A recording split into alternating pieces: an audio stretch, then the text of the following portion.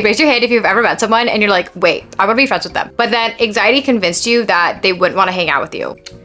Guilty. In this video, I'm going to teach you how to overcome your social anxiety, push through fear, and actually make new friends. Bestie, this is called social anxiety, and it keeps us stuck from interacting with other people that could actually get us farther in life. Like, girl, if you can't even put your order in at the drive-thru, then you're definitely not as likely to send that email that could get you that job you want. But don't you worry, that's exactly why I'm here. I used to be just like you. So this is why social anxiety keeps you lonely. It makes you overthink literally every interaction. Like, you'll walk away from an interaction overthinking it when the other party probably didn't even clock it. But you're leaving the situation feeling really dumb, like you messed up, and like you're not that cool. When really all of that is wrong, you're just overthinking. Another thing social anxiety does is it tricks us into thinking that people won't like us before we even go up and try to talk to them. We end up nitpicking our appearance or personality, thinking we are so weird, we're not as cool as them, why would they even want to talk to us? So that we don't even try talking to them as a form of self-preservation, because it's better to not try than to try and talk to them and then somehow fail at that interaction. Like, you start asking yourself, like, oh my god, what if they think I'm weird? What if I'm bothering them? What if I'm annoying? Doing all of that actually prevents you from making amazing connections. Most people are too worried about themselves, their drama, their day, to even second guess something that you said. We end up being our own worst critics, and I promise you, no one will judge you as much as you judge yourself. They won't think you're as weird as you think you are. They won't think you're as annoying as you think you are. And even if they think you're weird or annoying, then you don't even want to be friends with them anyways. But you won't actually know if they think you're weird and annoying if you never try. And honestly, everyone feels awkward sometimes, especially when interacting with a stranger. I would say I'm very confident and I love meeting new people. I have no issue going up to some random person and starting a conversation with them. But just because I'm confident and I have good social skills, that still doesn't mean that I don't feel awkward or uncomfortable every now and then. So understanding that no one is going to judge you as harshly as you judge yourself, and that nobody actually cares as much as you think they do, was one really big mindset shift for me in changing how I interact with people and in overcoming my social anxiety. The second realization I had was that everyone is just trying to heal their inner child. We're all just like big kids at the end of the day. We are all just trying to find our people and have human connection. I also switched my mindset to stop reading into situations and start taking things at face value. I switched situations and behaviors into a more positive note. So for example, if I'm ordering coffee and the barista is like kind of rude, I'll just tell myself, okay, it's nothing personal. Maybe they are just having a really bad day. They slept in, they had a bad start to their day. Maybe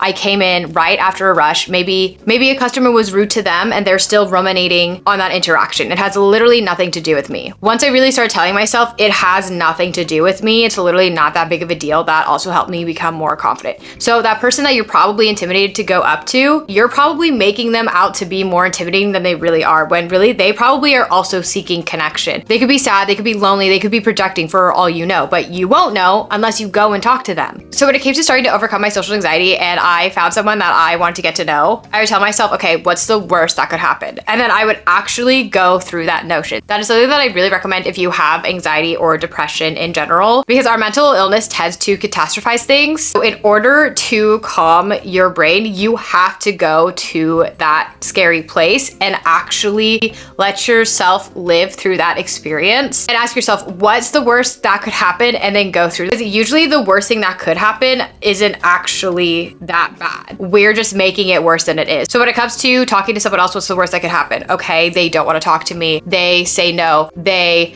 insult me. Okay, none of that is actually that bad. My anxiety is just making it so much worse. And then I honestly just like kind of laugh at like how silly it feels to be like, wait, I'm this anxious over the possibility of someone not wanting to talk to me. And then as a way to prove my brain wrong, take control of the situation, I go and fucking do the scary thing. And then it's usually not that scary. And that is what confidence is about. It's not about not feeling nervous. It's not about faking it until you make it. Confidence is about doing it despite how scary it feels. It's knowing that you are going to be okay no matter what happens, no matter what the situation is. So confidence as it pertains to overcoming social anxiety is knowing that you could put yourself out there. Someone might deny or reject you, but regardless of how they perceive you, interact with you, you are still going to be fine. It's not that big of a deal. It's not going to completely ruin your whole day. And even if it does, you're still gonna come out of it being fine. And personally, I think it's so cool to live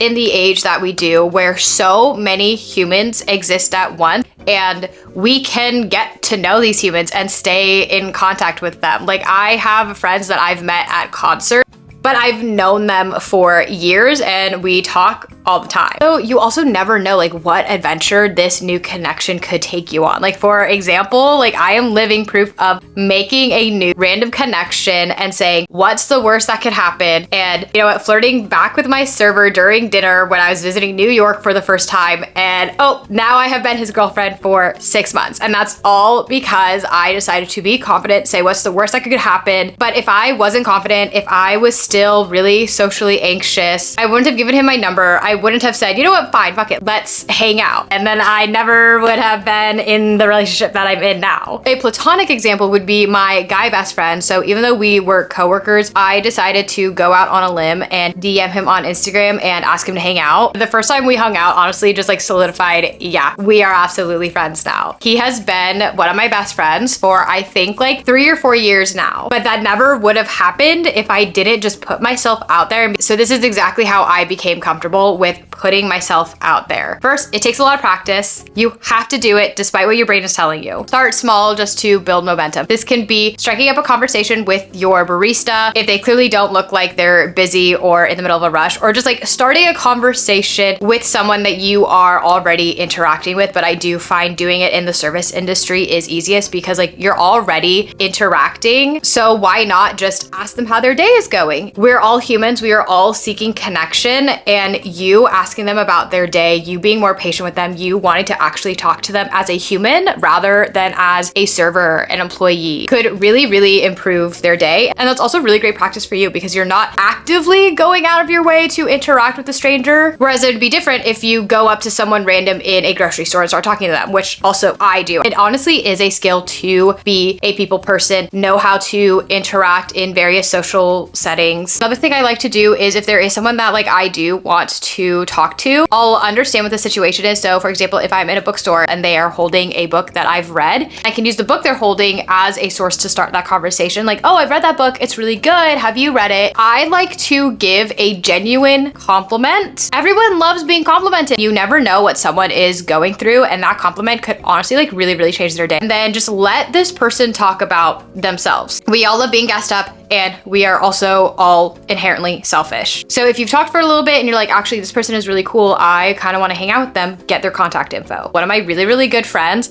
I met her on a night out and I sat next to her and I was like, you're actually like really cool. Like, can we hang out sometime? She's like, oh my gosh, absolutely. So we exchanged numbers and we ended up getting coffee, and now she is like one of my really, really close friends. But that never would have happened if I didn't just take the leap and say, hey, this has been so great meeting you. I would love to hang out with you. So you can quite literally just say, I would love to stay in touch. Is it okay if we exchange Instagram? You're going to actually have to follow through, and you're gonna have to DM them, and you're gonna have to make the plans if you are serious about wanting to make a new friend. The follow-up doesn't even need to be that complicated. You can literally just message them and be like, hey, it was really great meeting you again. I hope you have a great rest of your week, or mention something that you discussed in that conversation. So back to the bookstore example, I would say, hey, it was really great meeting you again. I really hope you enjoyed that book. Let me know if you need any other book recommendations. Would you be down to grab coffee sometime and we can like exchange other book recommendations or something like that? You're going to be brave and be direct. I quite literally ask people, do you want to be friends? We all are just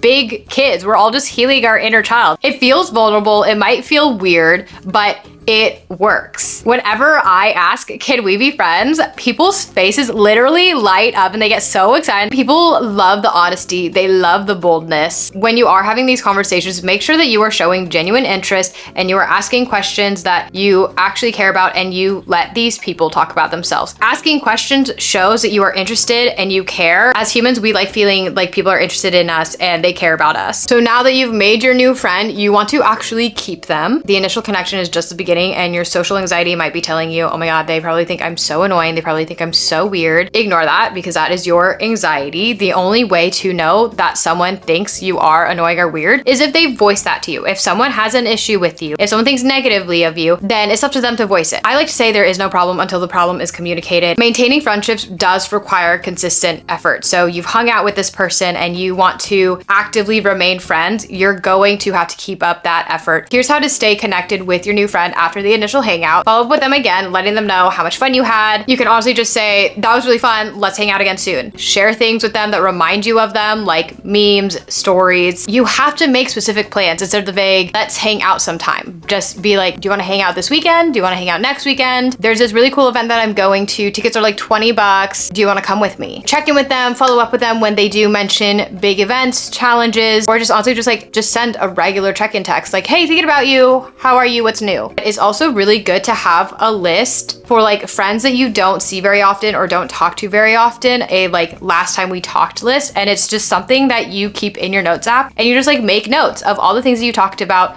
each time so that you know what to follow up on the next time you hang out. This shows you're genuinely interested in them, and despite how much time has passed, you remember what goes on in their life and you care about their life. Don't wait for people to always initiate first. At the end of the day, we're adults, we are super busy, and life can get in the way. Just because someone isn't reaching out to you first doesn't mean that they're not friends with you. It's just we all are inherently selfish. We all get caught up in our own lives, and that's okay. When you are making new friends though, you do need to manage your expectations. So firstly, not everyone is gonna match your energy, your vibe. That's okay. You don't need to be friends with everyone, and you honestly don't want to be friends with just anyone. If you don't vibe with someone, that's also okay, because like we are all in different phases of our lives. Like personally, I am in my little introvert hermit, focus on my career and my relationship era. So I'm pulling back on partying, going out very frequently. So right now I don't necessarily hang out with people that are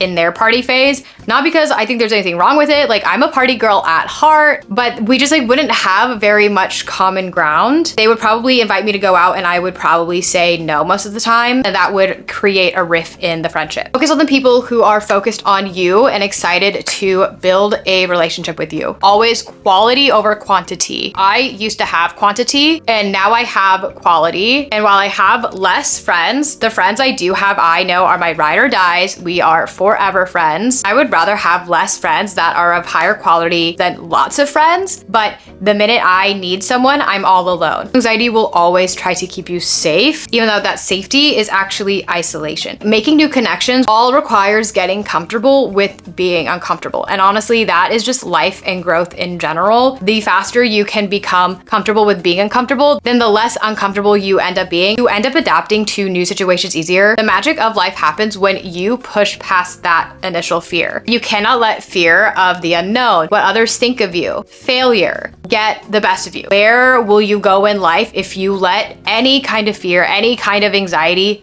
dictate it? Your homework for this week is to reach out to one new person. That could be having a conversation with your barista, sending a DM to a mutual you followed for a long time that's local and asking them to actually hang out. Once you do that, I want you to come back to the comments and let me know how it went, or let me know in the Discord. The worst case scenario, this person doesn't respond, they aren't interested in you, and you move on. The best case, you made a new connection and thus you are going on a new adventure with this person. That concludes this week's video. Thank you so much for watching. If you enjoyed what you watched, then please don't forget to give it a like and subscribe. Be sure to follow me on Instagram and TikTok. You can also chat with me personally and make more friends all around the world who are also on a self-love, self-development journey by joining my Discord. You can find all my links in the description box. If you enjoyed this video, then I think you would also enjoy this one. So I'll see you over here, or I'll catch you next week. Thanks again for hanging.